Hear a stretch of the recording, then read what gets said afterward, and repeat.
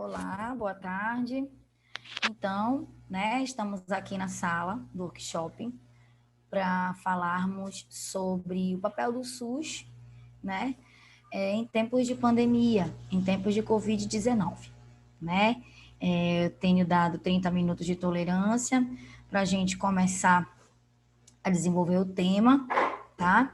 E eu espero que vocês, mesmo que vocês não adentrem na sala nesse momento, mas eu espero que depois vocês possam assisti-la na plataforma, tudo bem? Vou começar. Pode ser que vocês não tenham se atinado, Eu acho que poucas pessoas no país que não estejam relacionadas à saúde pública e saúde coletiva possam ter se lembrado, Mas o nosso SUS fez 30 anos, dia 19 de setembro de 2020, Lembrando lá da história do SUS, que ele foi implantado e vem sendo implementado ao longo desses 30 anos, Então, ele surge com a Constituição de 1988, como uma proposta, ele surge com as suas diretrizes, com os seus princípios, e a partir de 1990, em si, que o SUS começa a acontecer no país, através da Lei Orgânica 8.080/90, que regulamenta, que dá as diretrizes, que dá todos os segmentos para ele, do funcionamento dele. Ei, João, eu estou dando aula, tu vai ligar a televisão aqui na sala? E a Lei 8.142/90, que é a lei complementar à Lei 8.080, que fala do financiamento do SUS e da participação social no mesmo, tá? Vocês me desculpem que hoje é aniversário do meu mais novo, Ele está fazendo aniversário hoje, então ele está meio agitado, quer aparecer aqui na nossa aula no workshop, tá bom? Então, vamos lá. Eu coloquei esse primeiro slide aqui para fazer mesmo a comemoração, tá? Porque eu penso que é um momento muito pertinente para a gente estar exaltando e enaltecendo o nosso sistema único de saúde, tá bom? E nesse momento, com a proposta desse tema, a gente vai falar algumas coisas que têm acontecido ao longo desses, acho que 6, 7 meses de pandemia, Nesses 7 meses de pandemia, para a gente ver quais foram os nossos avanços, quais são os nossos entraves, em que o SUS melhorou, quais são os nossos nós, para a gente conversar, para a gente dialogar sobre isso, Na verdade, eu gostaria muito que fosse uma roda de conversa, que vocês estivessem presentes, para que a gente pudesse desenvolver o tema, tá bom? Então, vamos lá. A importância do SUS em tempos de Covid-19, A situação em que a pandemia causa a situação em que a pandemia causada pelo novo coronavírus colocou o mundo todo uma das mais desafiadoras das últimas décadas, Então, nós não temos precedentes do que está correndo no mundo inteiro, A não ser que nós estejamos falando de gripe espanhola e peste bubônica, que foram as grandes pandemias precursoras, foram elas as grandes pestes que assolaram a população mundial também, assim como o coronavírus, tá? No entanto, em proporções gigantescas e avassaladora como está sendo, só mesmo o Covid-19, E aí a gente precisa fazer um adeno aqui, falar que a gente não consegue, na verdade, nós não conseguimos falar com tanta exatidão e clareza com relação a essas as duas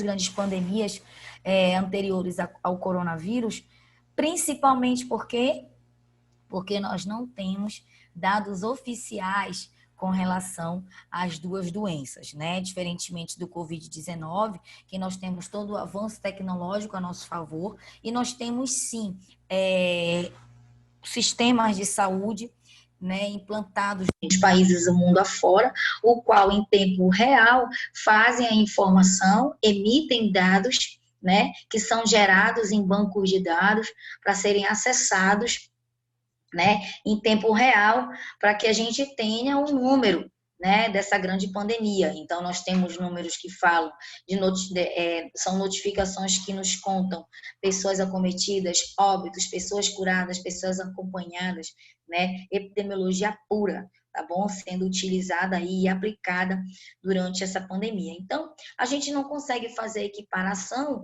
real, né, em função exatamente de dados e números. Nós sabemos que a peste bubônica e a gripe espanhola foram também pandemias avassaladoras que acometeram o mundo, né? Grandes populações de proporções continentais, mas nós certamente que estamos diante do mais agressivo, né? Do mais virulento e a pior peste que a nossa população mundial está. Tá? Então, essa condição inusitada, né, essa pandemia, ela instigou o mundo inteiro e colocou e fez com que os sistemas de saúde de vários países virassem destaques na grande mídia. Então, nós estivemos diante, né? Nós estivemos diante de grandes desafios. E esses desafios, eles foram imputados independente da condição do país em que essa pandemia passou, né? Está passando, na verdade, porque nós ainda estamos em pandemia, né, gente?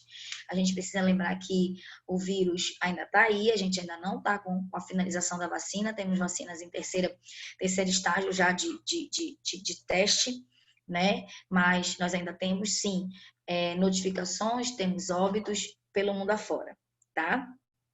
Então, o movimento da doença causou determinada movimentação dos sistemas de assistência e prestação de serviços em saúde no mundo inteiro, tá?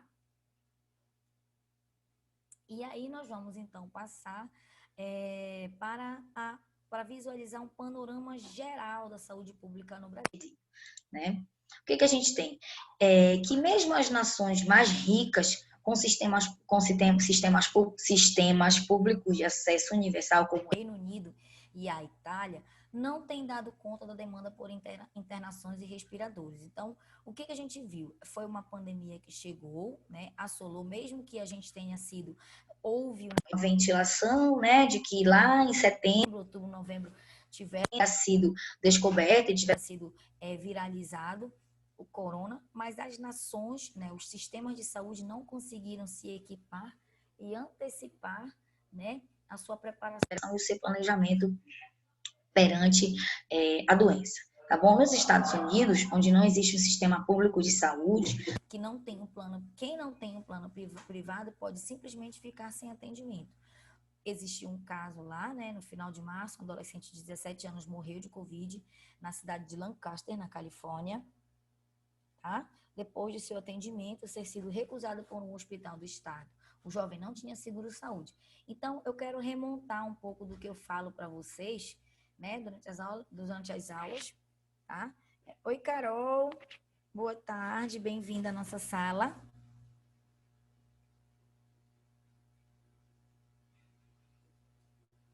Tudo bem? Durante as aulas eu falei para vocês, né, que muito embora as pessoas critiquem muito o Sistema Único de Saúde, infelizmente são críticas infundadas, né? Eu acho que a gente precisa tomar conhecimento do sistema. Oi, Carol, tudo bem? Bem-vinda. Eu acho que a gente precisa conhecer o Sistema Único de Saúde, na verdade, para que a gente possa, sim, criticar, mas que a gente possa imprimir uma marca de mudança, né? Que a gente possa criticar, mas com ganho de causa, com propriedade, né? Então, eu disse para vocês que o Brasil era o país que desenvolvia, que aplicava e que tinha o maior sistema público de assistência à saúde e prestação de serviços no mundo inteiro. Não há nenhum sistema que se iguale, a não ser em Cuba, tá? E que garante o acesso universal, integral e equânime para todas as pessoas do nosso país, inclusive estrangeiros, tá bom? E durante a pandemia isso foi extremamente visibilizado, tá? Então, Essa situação não deve ocorrer no Brasil, onde o acesso ao atendimento médico gratuito é garantido a todos pelo SUS. Vamos fazer um retrospecto histórico. A gente vai lembrar que antes da Constituição de 1988, pela implantação e implementação do SUS, como é que se dava o atendimento, né, da saúde no nosso país? Só tinha direito à assistência, lembram que lá nos primórdios da assistência à saúde, na era Vargas, aí a gente vem galgando as décadas, né? Até a gente chegar em 70, a gente vem do modelo campanista sanitarista, aí passa para o modelo hospitalocêntrico, né? O qual é pautado só no atendimento médico hospitalar, né? Isso, como é que era regido o sistema de saúde no nosso país? Só tinha direito à assistência as pessoas que eram empregadas, né? Só quem tinha emprego, porque eram contribuintes do INSS, né? Então, era aquela arrecadação que acontecia por parte do empregador, por parte do empresário, né? Nós tínhamos as CAPs, depois as IAPs, depois o INAMPs, depois o INSS, mas a assistência ela só era direito de quem contribuía, diferentemente do que vem a fazer a partir da Constituição de 1988 com o Sistema Único de Saúde, que diz que o acesso ele é universal, que a garantia de direitos é universal, e que todos, indistintamente a raça, a cor, nação, classe social, né, têm o direito universal aos serviços e bens de saúde. Tá? Então, esse sistema é uma grande fortaleza do nosso país, tá? Pois o SUS contempla desde a aferição da qualidade da água até o fornecimento de medicamentos e a realização dos transplantes. A gente viu que os atributos do SUS são amplos demais, né? O SUS está presente em vários aspectos ao que concerne a vida e a saúde das pessoas. A gente não pode deixar de levar em consideração que o SUS ele está presente no controle de solo, no controle de alimentação. Ah, mas a alimentação, desde a plantação, desde o cultivo das sementes, desde a preparação do solo, desde o manejo, né? Desde o processo de industrialização e beneficiamento até o fornecimento dessa alimentação, até a fiscalização dos serviços, dos órgãos que prestam serviços à população. Isso tudo está sob a regência e égide do SUS, tá bom? Através da vigilância sanitária, tudo bem? Então, qual é a importância do SUS, né? Será que é importante o Sistema Único de Saúde, né? Olhem bem aqui esse gráfico, o que ele mostra para a gente, tá? O gráfico mostra que de 3 de cada 3 brasileiros utilizam exclusivamente o Sistema Público de Saúde. Isso aqui, gente, é altíssimo, tá? Isso quer dizer que a cada 100 pessoas, 75 pessoas usam somente o Sistema Único de Saúde, tá? Então, olha só, olha aqui esse mapa. População que usa apenas o SUS. Olhem só, né? Mais de 80% da população utiliza o Sistema Único de Saúde exclusivamente, ou seja, não tem plano de saúde, tá? Não tem acesso a serviços de saúde. E vejam bem a distribuição, né? A distribuição está exatamente mais na região norte e nordeste, né? E sul. Por incrível que pareça, vocês precisam saber do desenvolvimento das políticas nacionais de saúde no sul do país, tá? Santa Catarina, Paraná, são extremamente desenvolvidos no Sistema Único de Saúde. Inclusive, são até referências, tá? De programas. Leitos de hospitalização alocados ao SUS em relação total ao sistema. Olhem só como é a distribuição dos leitos do SUS, né? 80% dos leitos, olha, são só do SUS. Veja, entre 65 e 80. A minoria é privada, tá bom? Vagas de UTIs do SUS em relação ao total do sistema. Olhem só. Tá? Então, o que a gente nota? A gente nota que no nosso país, predominantemente, a saúde pública, né, é que predomina, tá bom? E isso é em função do SUS. E nós também vimos que mesmo na rede privada de assistência e prestação de serviço, o SUS, ele tá lá com o seu dedinho e o seu bedelho, né? Eu disse para vocês que com relação ao tratamento oncológico, com relação às hemoterapias, com relação aos transplantes, né? O Sistema Único de Saúde era quem geria e regia os sistemas privados, tá bom? Então, eu quis trazer para vocês esse panorama para que a gente comece a dar a devida importância para o sistema que rege o nosso país. Nós sabemos, sim, que ele tem entraves, né? Que ele tem nós, que tem falhas, mas essas falhas, elas estão relacionadas a gerenciamento, a gestão do sistema, e não é ele propriamente dito, tá bom? E aí, a gente vai começar a ver dados da Covid, né? Então, esses dados eu capturei hoje, tá? Tirei hoje do DataSUS, tá bom? Olha, foi atualizado ontem, porque eles têm uma atualização até às 18 horas. E como a gente precisava falar às 14, então eu peguei dados referentes de ontem, tá? A última atualização que eles fizeram foi ontem. Então, olhem só, no Brasil, de 27 de março até ontem, 12 de outubro, a nossa população é de 210 milhões, 147 mil, 125 pessoas. Nós temos 4 milhões, 495 pessoas, aproximadamente, recuperadas, né? E temos 457 mil pessoas sendo acompanhadas, né, em tratamento de Covid. No Brasil todo, nós tivemos 8.426 novos casos registrados, tá?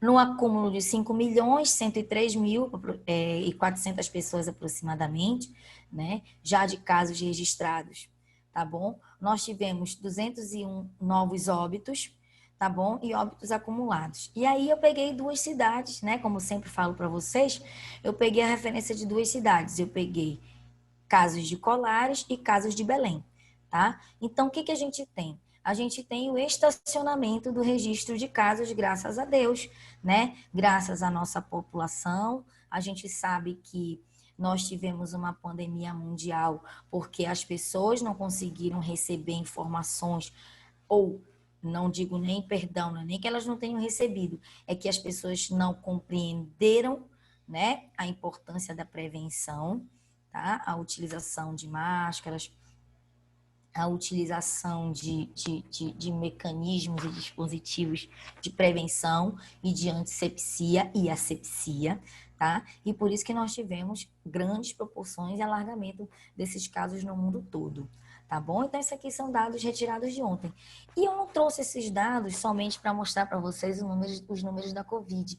Eu quis trazer para vocês o quanto que o sistema, né, único de saúde, quanto que ele é eficiente e eficaz com relação à sua epidemiologia, aos dados epidemiológicos, né? Para comparar para vocês o que a gente não teve com relação às outras pandemias que a gente está tendo hoje.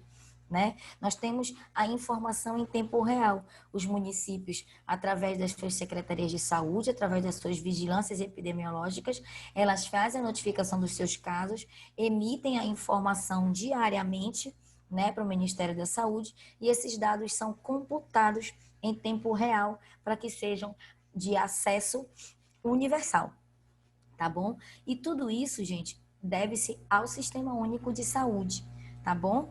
Então, durante a pandemia, o que nós vimos, né? Olha aqui, nós temos o que aqui? Nós temos os hospitais de campanha que foram imediatamente construídos, né? Rapidamente, foram destinados recursos, foram alocados.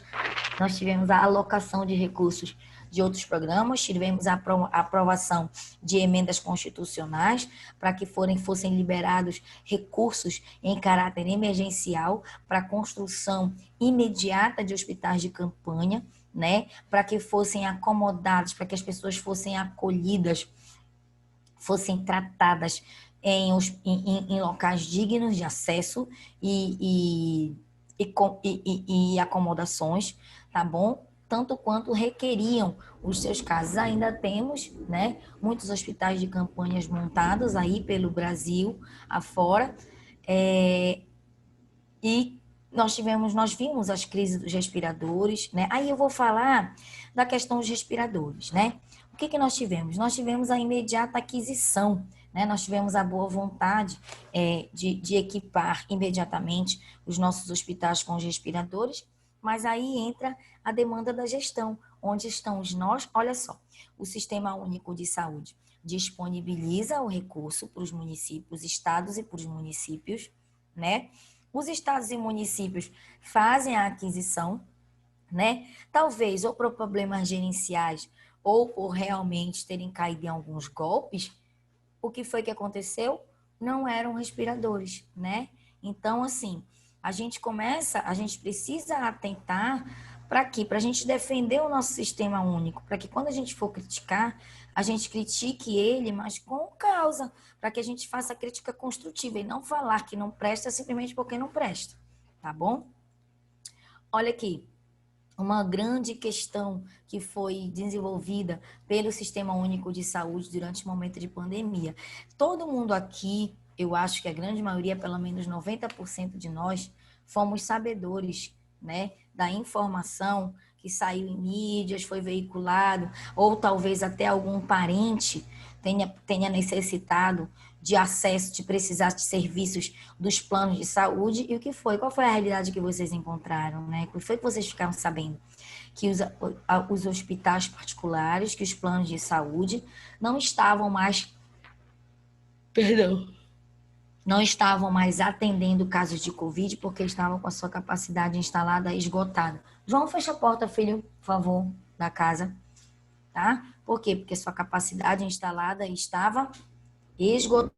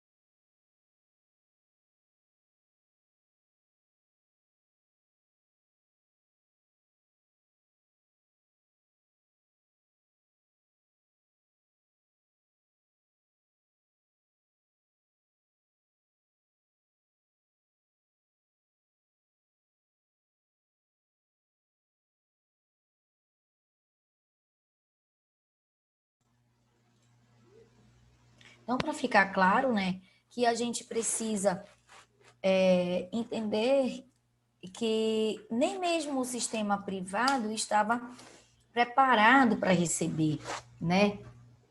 Preparado para receber essa demanda. E que ele entrou em colapso muito antes do que o Sistema Único de Saúde, né? Ele mesmo entrou em colapso muito antes do que o Sistema Único de Saúde.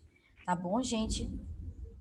Então, outra questão, né? Outro papel fundamental do Sistema Único de Saúde durante a pandemia foi a criação de canais, né? Foi a criação a utilização das mídias sociais mediante todo foi a utilização dos recursos atuais de mídias sociais para a amplificação do acesso da população à informação, né? Então, olha lá, através do telesaúde, era possível, e ainda é, né? São programas que ainda estão em funcionamento, que ainda estão ativos, né? Por exemplo, o 136, no qual as pessoas ligam e elas são atendidas por um próprio médico, né? Ou por equipes de médicos uma equipe médica para poder fazer o diagnóstico e receber orientações, né? A gente sabe que a gente chegou num determinado momento da pandemia em que nós não tínhamos a capacidade instalada e a gente começou a entrar também num grande colapso. Então, a estratégia era tentar dar a maior acesso de informação e que essa pessoa, às vezes, que foi que a gente chegou? A gente chegou num ponto em que eu tinha suspeita de Covid, né? Eu poderia estar com sinais e sintomas de Covid, e aí, podendo não ser, né? Podendo ser uma virose paralela. E o fato de eu me deslocar para uma unidade de referência, eu acabava me contaminando, eu acabava contraindo a doença. Então, foi pensado um movimento, uma estratégia, né? Qual?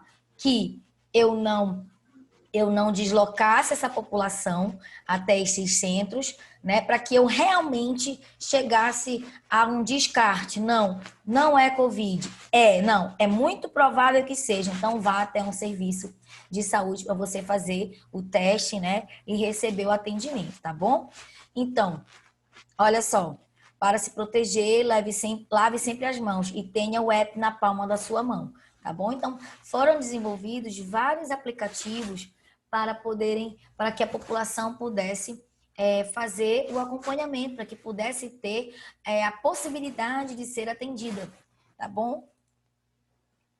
Outra grande frente de atuação do Sistema Único de Saúde é a realização de testes rápidos, né? Vocês viram que ele chegou no país, né, no momento, e ele é caro pela rede privada, até que o Sistema Único conseguiu disponibilizar a toda a população os testes rápidos, além do desenvolvimento, né, de pesquisas no campo da vacina. O Instituto Oswaldo Cruz e Evandro Chagas estão aí, né, nas grandes frentes de pesquisa e testagem das vacinas, tá bom? Tudo isso, gente, é o Sistema Único de Saúde, tá bom? Outra grande questão importante é a que eu acabei de falar, o DataSUS disponibiliza a ferramenta para notificação de casos suspeitos de corona, né? Então, são várias frentes de atuação que o Sistema Único tem, tá? Nessa pandemia, tá bom? Além do mais, existe uma coisa muito importante eu acho assim que poucas pessoas têm acesso a essa informação, tá? Que são os programas de capacitação que o Ministério da Saúde, através do Sistema Único de Saúde, tem permanente, que a gente chama de educação permanente, tá? A educação permanente, ela é um programa, né? Ela é uma frente de trabalho do Sistema Único de Saúde, através do Ministério da Saúde, que investe na capacitação de profissionais, tá? Da saúde ou estudantes, para que haja sempre uma atualização. Então, em tempos de Covid, olha lá, isso aqui foram alguns dos cursos que eu participei, né? Que a gente se inscreve gratuitamente, né? Eles disponibilizam lá na plataforma UnaSUS. Você se inscreve e você participa dos cursos, né? Então, quer dizer, é a amplificação do conhecimento, é a amplificação do acesso de informações, ou seja, quanto mais pessoas gabaritadas e capacitadas, né? Mais eu tenho a capilarização dessa atenção, mais possibilidade eu tenho de pessoas ajudarem nesse processo, né? Então, olha só, orientações gerais ao paciente com Covid na atenção primária, saúde, ainda está aberta, hein, gente? Pode ir lá se inscrever. O manejo clínico da Covid na atenção primária, orientações sobre Covid na atenção especializada e tem muito mais outros cursos, tá? Só de Covid que vocês vão ver. Se vocês entrarem lá no UnaSUS, no site do UnaSUS, vocês vão ver que tem muitos outros cursos disponíveis, tá bom? Então, esse também é um grande investimento do Sistema Único de Saúde, porque nós, quando começou a Covid, por que muitos profissionais contraíram a doença nas equipes e, além de contraírem, né, contraíram por causa da grande exposição, claro, porque estavam na linha de frente, mas que também contraíram por causa de falha, né, no processo, como é que a gente chama, na cadeia asséptica, né? Ou seja, pelos erros de manuseio, pelas falhas de informação, né? Quando a pandemia chegou, a gente não sabia ainda como usar máscara. A gente sabia que a gente tinha que fazer, mas acabava que ainda não tinha virado hábito, então nós tivemos dificuldade de aquisição de EPIs, nós tivemos a dificuldade de aquisição de álcool a 70%, né? Os antissépticos e os assépticos nos faltaram no mundo inteiro, né? Até hoje nós estamos nessa realidade de materiais de EPI sendo vendidos com preço absurdamente caro, tá? Então, olha só, eu trouxe aqui esse gráfico para demonstrar para vocês como é que foi o atendimento, né, da população, como é que se deu o atendimento da população como é que se deu o atendimento da população durante a pandemia, né? Como é que houve essa distribuição? Então, pessoas com sintomas gripais que buscaram atendimento em saúde no Brasil, em percentagem, tá? Então, por tipo de estabelecimento. Olha o que a gente vai observar. A gente vai observar que a proporção, a prestação de serviços, né? Ela sempre foi maior no serviço público do que o serviço privado. Eu acabei de falar para vocês que o colapso na rede privada, ele foi imediato, né? A rede privada, ela não se estendeu, ela não buscou ampliar o seu acesso, né? O acesso dos seus pacientes, dos seus clientes aos seus bens de serviço, certo? Ela ficou, se ela tinha uma capacidade instalada de 100 leitos, ela ficou com 100 leitos apenas disponíveis para os seus clientes, diferente do sistema público de saúde, né? Diferente. Oi, Matheus, tudo bem, meu amor? Boa tarde. Seja bem-vindo. Diferentemente do sistema público, que pactuou, o que ele fez? Ele estendeu os seus leitos, ele comprou vagas. A gente fala comprar, por quê? Porque existe o pagamento, né? Eu já disse para vocês que a rede privada, ela está... Deixa eu falar aqui. Boa tarde, professora. A rede privada, ela disponibiliza leitos públicos dentro das suas instalações e o Sistema Único de Saúde paga para essa rede privada, né? Mensalmente, ela deposita recursos para essa rede privada. E neste momento de pandemia, houve a ampliação desses leitos. O Sistema Único de Saúde, através do Ministério da Saúde, pagou mais leitos, ou seja, solicitou que muito mais leitos fossem disponibilizados para a população, dispondo de recursos extras para pagamento de diárias de UTI, para aquisição de respiradores. No Hospital X ainda tinham 10 respiradores e o Sistema Único de Saúde ia lá e comprava aqueles leitos disponíveis. Tudo bem? Então, o que a gente observa aqui, né? Pronto-socorro privado ligado às Forças Armadas, olha só. Né? Aqui no período de julho, né? Mais ou menos essa informação, esse dado do IBGE. Ambulatório, consultório privado ligado às Forças Armadas. Agora, olha lá, hospitais públicos privados ligados às Forças Armadas, hospital privado, hospital do SUS, pronto-socorro e posto de saúde.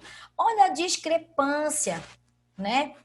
Do fornecimento da atenção entre a rede privada e a rede pública. Então, é inegável, né? É visível, não tem como nós, a partir da pandemia, não tem como nós não melhorarmos, nós não modificarmos o nosso olhar com relação ao Sistema Único de Saúde. Nós vamos ter, os críticos negativos vão ter que se render, né? De que foi sim o Sistema Único de Saúde que foi o grande, a grande mola, a grande instrumento, a grande ferramenta de assistência da nossa população e que nós seremos invejados e nós seremos talvez copiados por alguns sistemas do mundo, se bem souberem, né, na prestação. E aí nós temos também muitos... É claro que nada é 100% ônus e nada é 100% bônus, né? Nós estamos aí diante de alguns rombos, infelizmente, porque, como eu falo para vocês, a filosofia do sistema, ela está lá. Ela está explícita, ela está em defesa, né, da garantia dos nossos direitos, mas infelizmente o sistema é gerenciado por pessoas, é gerenciado por representantes das nações, das populações, né, que são passíveis de corrupção, E que por isso começam os nós. Aí eu falo para vocês que não somente de gestão, mas às vezes dos próprios profissionais envolvidos, né? Talvez não tenham perfil, talvez não tenham compromisso ético suficiente, né? Com o tipo de trabalho a ser desenvolvido. E aí é que moram os nossos desafios, tá? Uma coisa é certa, é que a gente não pode deixar de levar em consideração, a gente jamais vai poder passar, a gente jamais vai poder chegar após essa pandemia achando que o Sistema Único de Saúde pensando a mesma coisa que nós pensávamos antes, tá? Seria muita hipocrisia e muita mediocridade, né? Que nós, no país, continuássemos com o mesmo pensamento. E aí, quais são os nossos grandes desafios? Né? Aqui existe eu coloquei um quadro aqui para a gente fazer um comparativo, né? E aí eu gostaria que vocês observassem aqui, né? Dentro da saúde pública, nós temos um investimento, olhem só como é que é. O investimento anual é de 103 bilhões. E esse sistema público atende 75% da população brasileira. Esse sistema aqui, esse dado, nem está tão atualizado, porque eu acho que esse dado aqui é de 2013, tá? E os dados que eu coloquei no primeiro gráfico, quando a gente fala que 80% da população é atendida, né? 3 a cada 4 brasileiros utilizam exclusivamente o sistema público de saúde, tá? Então, aqui, olha só, 75% da população é atendida por um sistema que recebe 103 bilhões por ano. Agora, olhem só a saúde suplementar. Recebe 90 bilhões, tipo 10 bilhões a menos, né, do que o sistema público. Mas olha a discrepância. Somente 25% da população tem acesso a esses bens e serviços da saúde suplementar. Ora, veja bem, se eu tenho 75% de uma população usufruindo de 103 bilhões e eu tenho apenas 25% usufruindo de 90 bilhões, é claro que a discrepância está presente aqui. Se eu tenho uma população maior usufruindo do sistema público, por que então que esse recurso que é depositado na saúde suplementar não é melhor distribuído para então a saúde pública? Tá? Esse que é o grande problema. Outro grande problema que nós temos no país é a distribuição, né, do número de médicos pelo país. O que nós temos? Nós temos isso não é novo, isso aí é muito velho. Nós temos a concentração dos médicos, da grande maioria dos médicos, nos grandes centros urbanos, né? E aí nós tivemos o quê? Nós tivemos em 2019, a partir da gestão atual, né, do presidente atual, nós tivemos então a suspensão do programa Mais Médicos, que era aquele que proporcionava a contratação de médicos para os interiores, que abria vagas para o estrangeirismo, né? Para que os médicos, então, fossem contratados para estarem trabalhando em localidades mais longínquas. Ora, eu tenho parentes médicos, eu tenho irmão médico, que ele está num grande centro urbano e ele não acha que para ele vale a pena ele sair ele está em Sorocaba, ele é oftalmologista, né? Ele faz transplante de córnea, ele faz procedimentos de alta complexidade e ele não se vê porque ele não tem um perfil, ele não tem uma formação, né, perfil para trabalhar numa estratégia de saúde da família lá no interior de Colares, na beira do rio. E isso é uma realidade de muitos médicos. Então, o Mais Médico, que foi um programa criado pelo Ministério da Saúde na gestão na verdade, ele foi uma proposição do governo Lula e foi implantado no governo Dilma, ele veio a solucionar e sanear essas discrepâncias e esses problemas, né, que são persistentes, pertinentes no nosso país. E com a suspensão, com a extinção do programa, o que nós temos? Nós temos novamente a realidade da falta dessa mão de obra, tá? De prestação de serviço para os interiores, tá? E as principais dificuldades do SUS são a má gestão e o subfinanciamento, tá bom? Então, com essa palestra, eu busquei trazer algumas reflexões, né, do sistema, através do nosso olhar sobre o que está acontecendo agora nesse momento, né, e para que a gente rume em defesa do nosso sistema único, né, que a gente forme um olhar construtivo sobre o sistema, porque muitos de nós vamos sair daqui das academias de graduação e vamos trabalhar nesse sistema, né? Mas muito melhor do que nós criticarmos ou que a gente vá apenas se render ao que nos é imposto, né, lá na ponta da assistência, mas que a gente possa simplesmente modificá-lo, que a gente possa lutar por ele, porque é ele que está aí, né, dando assistência para a nossa população. Matheus, quer falar alguma coisa, meu filho?